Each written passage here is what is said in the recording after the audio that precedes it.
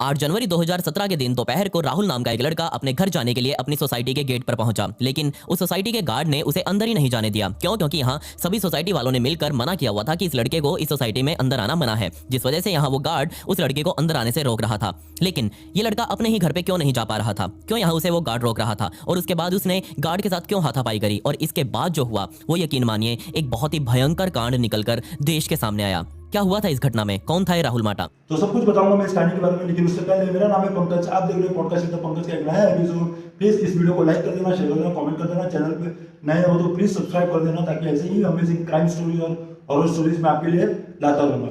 तो please channel को subscribe जरूर कर देना। चलिए कहानी शुरू करते हैं। इस केस को समझने के लिए हमें हमारे भारत की राजधानी यानी कि दिल्ली में बने मयूर विहार में स्थित एक बिल्डिंग जिसका नाम अजंता अपार्टमेंट्स है, वहां जाना पड़ेगा। हो सकता है आप में से बहुत से लोग दिल्ली में रहते हो और इस बिल्डिंग को उन्होंने पहले भी कहीं ना कहीं देखा हो। और इसी अपार्टमेंट के फ्लैट नंबर 32 में यहाँ राहुल और उसके माता पिता रहा करते थे। लेकिन यहाँ राहुल अपने माता पिता के कहने सुनने से बाहर था, वो उनकी कोई बात नहीं मान रहा था। इसलिए यहाँ उसके माता पिता ने उसे अपनी चल संपत्ति से बेदखल किया हुआ था। अब क्योंकि वो बेदखल हो चुका था तो यानी कि सोसाइटी का मेंबर नहीं है और इसलिए वो सोसाइटी के अंदर एंटर नहीं कर सकता। सभी सोसाइटी वालों ने मिलकर गार्ड को समझा दिया था कि ये लड़का अगर कभी भी इस सोसाइटी के अंदर आने की कोशिश करे तो इसे बाहर ही रोक दिया जाए, इसे अंदर ना आने दिया जाए। खैर यहाँ जैसे ही 8 जनवरी 2017 को एक बार फिर से राहुल अपने घर जाने के लिए सोसाइटी के गेट पर पहुंचा तो बाहर खड़े एक सिक्योरिटी गार्ड ने उसे रोक दिया। अब सिक्योरिटी गार्ड ने रोका है तो वहां उसे मजबूरन रुककर उससे बातें करनी पड़ी, लेकिन ये बातें जल्द ही तू मैं में बदल गई। गार्ड उसे अंदर जाने नहीं दे रहा था और राहुल जबरदस्ती अंदर जाना चाह रहा था। गार्ड को सोसाइटी के अधिकारियों से ऑर्डर थे कि इस लड़के को अंदर नहीं आने दिया जाए, लेकिन एक गार्ड भी कितना कुछ कर लेगा, क्योंकि जब सामने दिख रहा है कि एक अमीर बाप का बिगड़ा हुआ बेटा उससे तेज आवाज में बोल रहा है, गाली गलौज कर रहा है, तो वो क्या ही करेगा। गार्ड ने साफ तौर पर राहुल को कह दिया कि सोसाइटी के सभी मेंबर्स ने मिलकर ये मना किया हुआ है कि राहुल को अंदर नहीं आने देना, इसलिए मैं तुम्हें अंदर नहीं जाने दे सकता।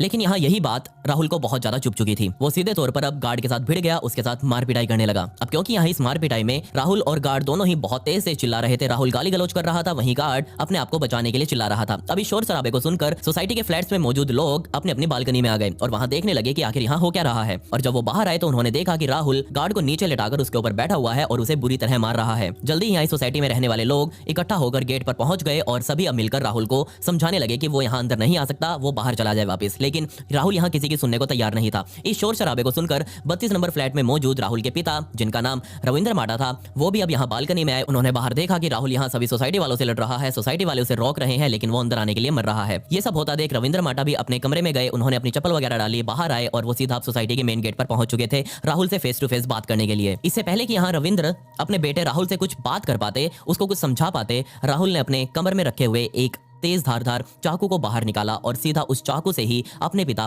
रविंद्र माटा पर हमला कर दिया। अब सामने यहाँ चाकुओं से वो हमला कर रहा था, इसीलिए अब सामने यहाँ राहुल अपने पिता पर ही चाकुओं से हमला कर रहा था। अब आपको पता ही है कि अगर हाथापाई होती तो फिर भी यहाँ सोसाइटी वाले बीच बचाव में आ जाते, लेकिन अब उन्हें दिख रहा है कि सामने इसके पास तेज धारदार हथियार है। अगर यहाँ कोई बचाने के लिए, रविंद्र को छुड़वाने के लिए उसके पास गया तो वो किसी के ऊपर भी हमला कर सकता है। इसलिए यहाँ सभी सोसाइटी वाले देखते रहे कि एक लड़का अपने ही पिता को कैसे चाकुओं से मार रहा है। क्या आप इस बात पर विश्वास करेंगे कि राहुल ने अपने ही पिता रविंद्र माटा पर, जिनकी उम्र 63 साल की थी, उनके ऊपर तकरीबन 2.5 मिनट तक लगातार बार बार चाकुओं से वार किया। रविंद्र माटा पहले ही नीचे गिर चुके थे और इन बार बार हुए वारों से रविंद्र माटा की मौके पर ही मौत हो चुकी थी। इसी बीच यहाँ किसी सोसाइटी मेंबर ने पुलिस वालों को फोन कर दिया। ये राहुल यहीं रुकने वाला नहीं था। जब उसको लगा कि उसके पिता की मौत हो चुकी है, उसने चाकू वापिस अपने हाथ में पकड़ा, जो कि पूरी तरह खून से सन चुका था। यहाँ राहुल खुद भी पूरी तरह से अपने पिता के खून में लदा हुआ था और इसी हालत में वो सीधा अपने फ्लैट पर जाने लगा। अब उसको पता था कि यहाँ उसकी माँ जरूर उसके फ्लैट में ही होगी। वो सीधा अपने फ्लैट में गया, 32 नंबर अपार्टमेंट के बाहर खड़ा होकर दरवाजा खटखटाने लगा, अपनी माँ को जोर जोर से चिल्लाकर बुलाने लगा। लेकिन यहाँ राहुल की माँ विभा वो बहुत समझदार थी, उनको पहले ही पता लग गया था कि यहाँ राहुल जरूर कोई कांड करने के लिए आया है, इसलिए उन्होंने पहले से ही दरवाजा अंदर से बंद करके रख लिया था और अपने बेटे के बार बार चिल्लाने पर भी उन्होंने दरवाजा नहीं खोला। जब उसे लगा कि यहाँ उसकी माँ दरवाजा नहीं खोलेगी और उससे दरवाजा अकेले से टूटने से रहा,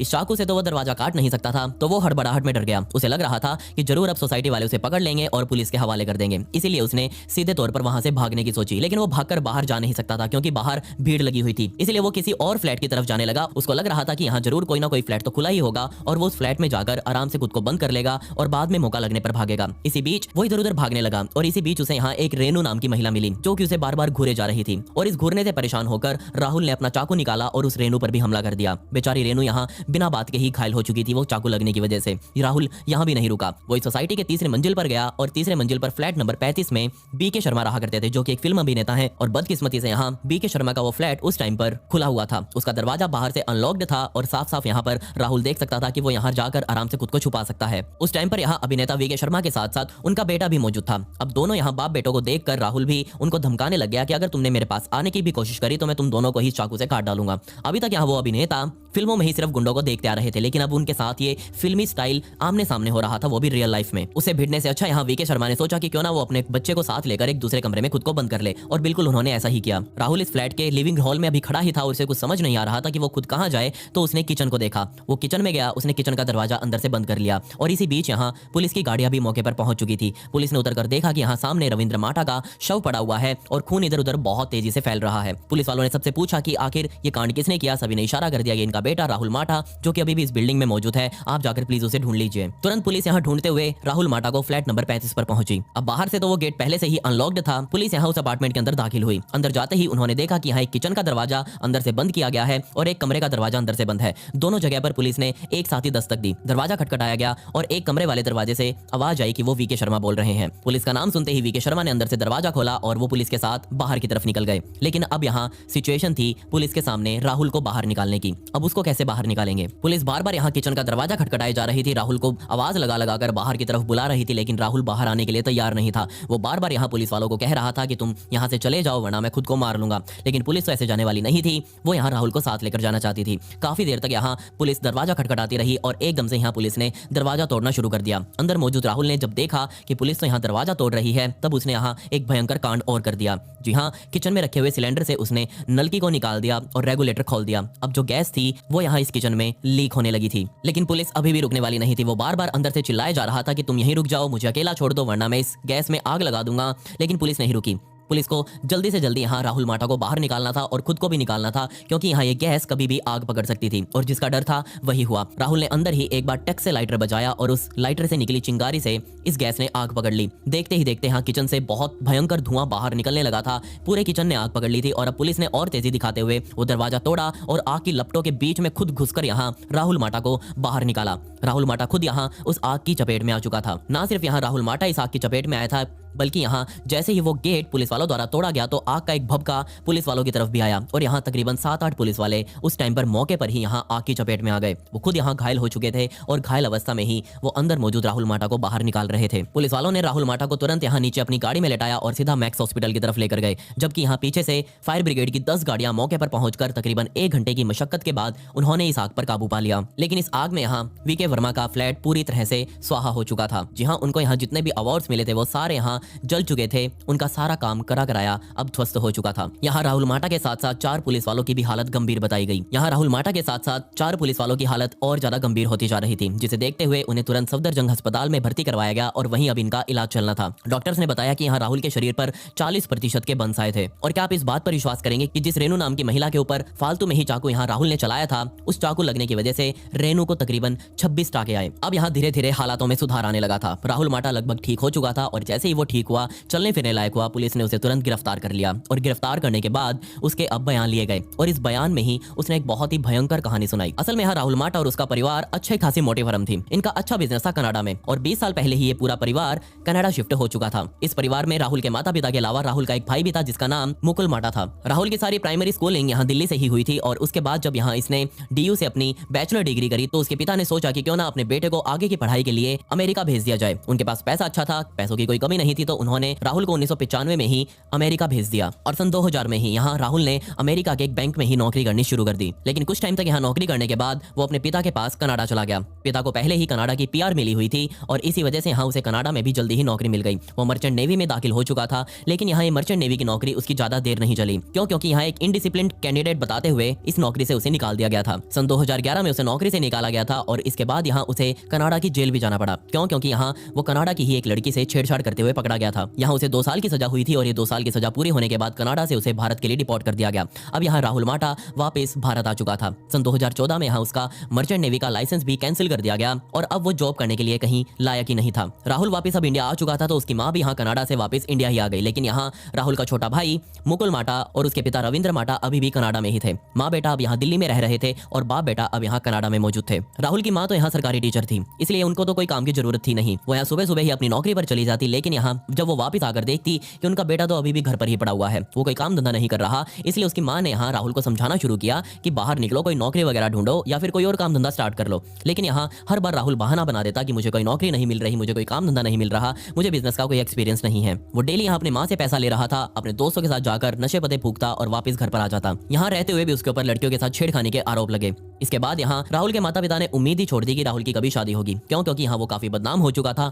कोई उसे लड़की देकर खुश नहीं था। राहुल भी यहाँ मजबूर हो चुका था, अब उसको यहाँ खुद ही अपना कोई पार्टनर ढूंढना था और पार्टनर के रूप में उसे 2 बच्चों की माँ निशा मिली। सोचकर देखिए आप खुद, यहाँ निशा के 15 और 16 साल के 2 बच्चे थे और राहुल यहाँ सीधे तौर पर अपने माँ और पिता को समझा चुका था कि मेरा निशा के साथ चक्कर है और मैं यहाँ उसके साथ ही लिव इन में रहूंगा। दोनों माँ बाप अब यहाँ राहुल को बार बार समझा रहे थे। वो पहले ही राहुल की आदतों से परेशान थे, लेकिन अब यहाँ एक और दिक्कत आ चुकी थी और उसका नाम था निशा। धीरे धीरे कर टाइम बीतता रहा, माँ और बाप उसे समझाते रहे और इन समझाने का परिणाम ये निकला कि राहुल निशा को अपनी माँ के सामने ही अपने फ्लैट के ऊपर लेकर आने लगा। बेचारी माँ यहाँ देख रही थी कि कैसा उसका बेटा बर्बाद होता जा रहा है, कैसे वो एक शादीशुदा महिला को फ्लैट पर लेकर आ रहा है, वो भी उसके सामने। बार बार यहाँ उसकी माँ राहुल को समझा रही थी, उसके साथ लड़ाइयाँ करती, लेकिन यहाँ राहुल निशा के नशे में भंड हो चुका था। एक दिन यहाँ ऐसा भी आया जब राहुल ने खुद अपनी माँ के सामने कह दिया कि आप मुझे बार बार मत टोका करो, क्योंकि यहाँ मैंने निशा के साथ मंदिर में शादी कर ली है। ये बात सुनते ही राहुल की माँ के पैरों तले जमीन खिसक गई। उसने तुरंत अपने पति रविंद्र माटा को, जो कि कनाडा में उस टाइम पर बैठे हुए थे, उनको फोन किया और बताया कि ये तो राहुल ऐसे ऐसे बोल रहा है कि वो निशा को शादी करके यहाँ घर ही ले आया है। तब यहाँ वीडियो कॉल करके रविंद्र माटा ने भी अपने बेटे राहुल को समझाने की कोशिश करी, लेकिन यहाँ राहुल समझने को तैयार नहीं था। यहाँ रविंद्र माटा और उनकी पत्नी विभा माटा को ये चिंता थी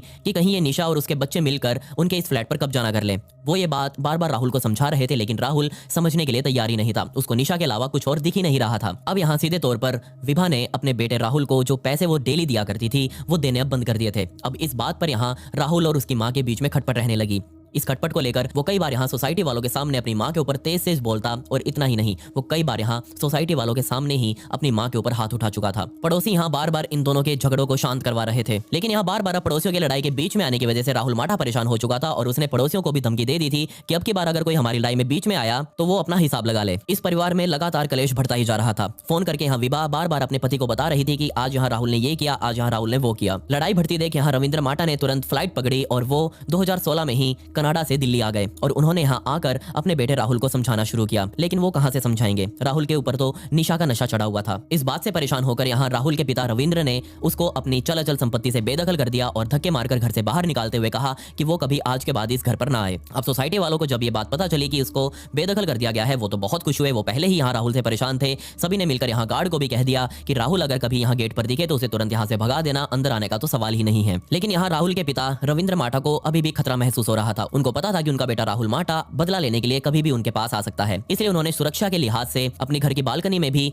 ग्रिल लगवा ली और यहाँ अपने घर का जो मुख्य दरवाजा था उसके अंदर भी यहाँ एक लोहे का दरवाजा अलग से लगवा लिया था। इसके अलावा यहाँ उन्होंने पुलिस में भी अपने बेटे की शिकायत कर दी थी कि उनको अपने बेटे से ही खतरा है। पुलिस यहाँ मौके पर आई और पुलिस ने यहाँ उन्हें कुछ सीनियर सिटीजन सेफ्टी के लिहाज से टिप्स वगैरह दिए और साथ ही यहाँ आस पड़ोसियों को भी समझा दिया कि प्लीज वो इस बुजुर्ग दंपत्ति का ख्याल रखें। माँ बाप के घर से निकाले जाने के बाद यहाँ राहुल सीधा निशा के पास गया और उसके साथ ही यहाँ उसके घर में रहने लगा। लेकिन यहाँ अब राहुल अंदर ही अंदर किलस रहा था। उसके मन में यहाँ बदले की भावना जाग उठी थी और उसने सोच लिया था कि वो अपने माँ बाप से ही बदला लेगा। और यहाँ बदला भी कुछ ऐसा वैसा नहीं था। उसके मन में पूरा प्लान था कि वो अपने माँ बाप को इस दुनिया से ही हमेशा हमेशा के लिए मिटा देगा। वो यहाँ बाजार में गया, उसने एक तेज धारदार हथियार यानी कि चाकू खरीदा और सीधा वो चाकू लेकर अपने ही घर अपने माँ बाप के पास पहुंच चुका था। और उसके बाद जो यहाँ पहले गार्ड के साथ लड़ाई हुई, फिर यहाँ उसने सोसाइटी वालों को धमकाया और जब उस शोर शराबे को सुनकर रविंद्र माटा बाहर आए और इसी का तो इंतजार कर रहा था यहाँ राहुल माटा। राहुल ने अपने पिता को देखते ही उनके ऊपर चाकुओं से हमला कर दिया और बस यहाँ रविंद्र माटा मर चुके थे। और उसके बाद यहाँ जो हुआ वो मैंने आपको पहले ही बताया। 9 जनवरी 2017 को पुलिस ने कड़कड़डूमा कोर्ट में राहुल को पेश किया, लेकिन यहाँ राहुल ने